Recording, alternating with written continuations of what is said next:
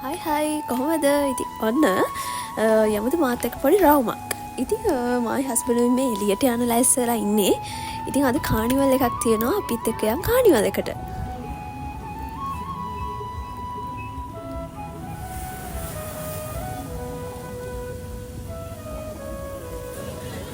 ඉතින් ඔන්න බලන්නකෝ අපේ හස්බන්ඩ් කීයක් හොයාගත්තද කියලා.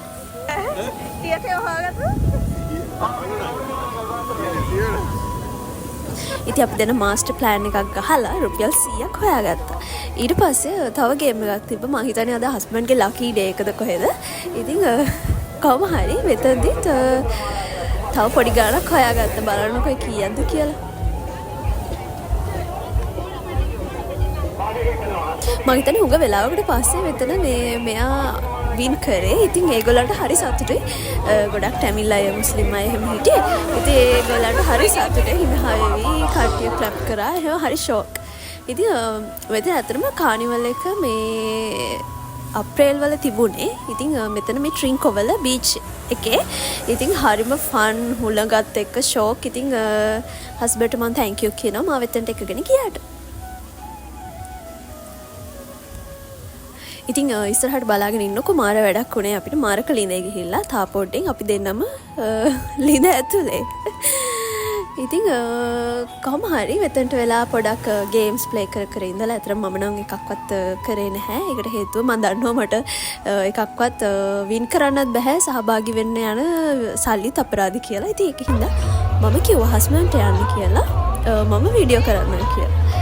ඉතින් මෙන්න මෙතන එහා පැත්තේ තමයි තිබ්බ මාරකලින්ද. ඉතින් මෙන්න මෙතනක් තිබ්බ පොඩි එක නම් මේ ඇත්තටම වැඩක් නැහැ. ගත්ත මෝඩකම කියලා හිතුණා. ඒක මේ අර මල් පෝච්චියට බෝලේ විසික් කරන්න තියෙන. ඇත්තට මේක ප්ලාස්ටික් බෝලයක්. ඉතින් හුලඟත් එක්ක හෙට මෙහෙට යනවා.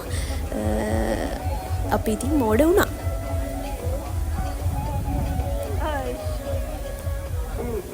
ඔන්න ඊට පස්සේ අපි දෙන්න 300 ගාන ටිකට් එකක් අරගෙන ගියා මාරකලින්ද බලන්න. ඉතින් බලන්නකො මාරකලින්ද ඒක නම් ඇත්තටම මේ මරණ බය දැනෙන මාරකලින්දක්. අපි දෙන්නත් එක්ක උඩට නැගලා බලාගෙන හිටියා චුට්ටක් වෙලා. ඉඳලා ඒකේ ලී ඔක්කොම දිරලා ඊට පස්සේ ඒක වැල්ලේනේ හදලා තියෙන්නේ. ඒ කියන්නේ වැලි බීච් එකේනේ දැන් මේ මාරකලින්ද ගහලා තියෙන්නේ. ඉතින් හොඳටම හෙල වෙනවා. බය හිතුණා මේගොල්ලෝ ටිකක් රවුන්ඩ් දෙක තුනක් කැරකෙනකොට පොඩක් මේ ඒක හෙල වෙන්න ගත්තා. ඊට පස්සේ හැමෝම ලීයක් ගැලවිලාද කොහෙද මේගොල්ලෝ අපහු මේ පහලට ගත්ත බයික් දෙක මේ එක හදන්න. ඉතින් ඒ අතරතුරේ හස්බන්ඩ් මයි ටක් ගාලා බැස්ස ඉක්මනට මැරෙන්න බෑනේ. ඉතින් ඒක හින්දා අපි දෙන්නත් එක ටක් ගාලා මේ බහැලා ගියා. ඉතින් එතන කට්ටිය කිව්වා බහින්න එපා මේක ආපහු පටන් ගන්නවා හැම කියලා. ඒ වුණාට සේෆ්ටි ෆස්ට්. ඒ හින්දා ඉතින් අපි හිතුවා ආයි බොරුවට මොකටද කඩිකේ නවදානමක් ගන්න කියලා නේ. ඉතින් ඒගොල්ලන්ගේ රසාව. හැබැයි අපි ඒකට මුත් කියන්නේ නැහැ. ඒ වුණාට චුට්ටක් ඉතින් බය හිතුණා. ඒක හින්දා අපි දෙන්නත් එක්ක මට වැඩිය ඕවට බයයි අපේ හස්බන්ඩ්. මං හිතන්නේ එයා හරි. මේ මම හරි. එයා ටිකක් වැඩිපුර බයයි. ඉතින් ඒක හින්දා එහෙමම මේ ටක් ගාලා බහැලා ගියා. ඉතින් ඊට පස්සේ පොඩක් මොනවා හරි බඩට දාගන්නත් ඕනේ. දැන් එහෙට මෙහෙට ඇවිදින්දලා හොඳටම මහන්සි. ඉතින් අපි දෙන්නතම හොඳ රවුමක් ගැහුවා. ඉතින් ඒක හින්දා අපි දෙන්නත් එක ගියා කෑම හොයාගෙන. ඉතින් සමහර තැන්වල සමහර ගණන් ඉතින් කානිවල් එකට ආවහම ඉතින් කට්ටිය ෆන් එකේ තියෙන දේවල් කාලා බීලා ඉන්නවනේ. ඉතින් ඒක හින්දා අපිත් ඔය අහුවෙන තැන් වලින් එක එක જાතියව කෑවා. හැබැයි පොඩක් හොයලා බලලා කෑවේ මොකද පිරිසිදුකමක් තියෙනවනේ නේ. ඉතින් ඒක හින්දා නැත්නම් ඊට පස්සේ දවසේ මට දවසම ඉන්න වෙන්නේ වොෂ්රූම් එකේ.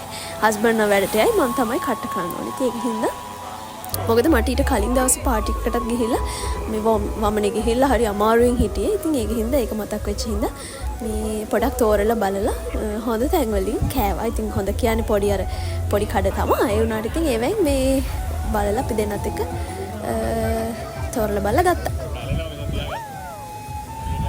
ඉතින් බීම බිව්වා ඉස් කෑවා එක જાතියව කාලා බීලා කොහොම හරි රෑ වෙලා මං හිතන්නේ රෑ 11:00ට විතර නෑ 10:00 විතර අපි දෙන්නත් එක්ක ආපහු බේස් එකට යන්න පිටත් වුණා. ඉතින් ඒ යන අතරතුරේ ලස්සන මේ තැන් තියෙනවා. ඉතින් ඒ තැන් ටිකත් බලාගෙන ගියා. ඒ හරිය මේ බීච් නෙමෙයි හොටෙල් එකක් හදනවලු. ඉතින් බලමු ආයි පාරක් යන්න chance එක හම්බ වුණොත් ඒ ටික පෙන්නන්න. මොකද රෑට එතන ලයිට් දාලා තිබ්බ හින්දා තමයි මම හස්බන්ඩ්ගේ ඇහුවේ මොකක්ද ඒ කියලා. එතකොට එයා කිව්වා එතන අලුතෙන් හොටෙල් එකක් හදනවා කියලා. ඉතින් ඔහොම තමා ඉතින් අද කානිවල් එකේ විස්තරේ මං අන්තිමට ෆොටෝස් දෙකක් ඇටච් කරන්න අපි අර බයිසිකලේ ඒගොල්ලෝ හදන අතරතුරේ ෆොටෝ එකක් ගහගෙන ටක් ගාලා බැස්සා. මෙන්න මෙතන තමයි මං කිව්ව හොටෙල් එකක් හදනවා කියලා හස්බන්ඩ් කිව්වා කියලා. ඉතින් මාරම ලස්සනයි. මං හිතුවා ඔයගොල්ලෝ මේ වීඩියෝ එක එන්ජොයි කරන්න ඇති කියලා. එහෙනම් ඉතින් හැමෝම පරිස්සමෙන් ඉන්න.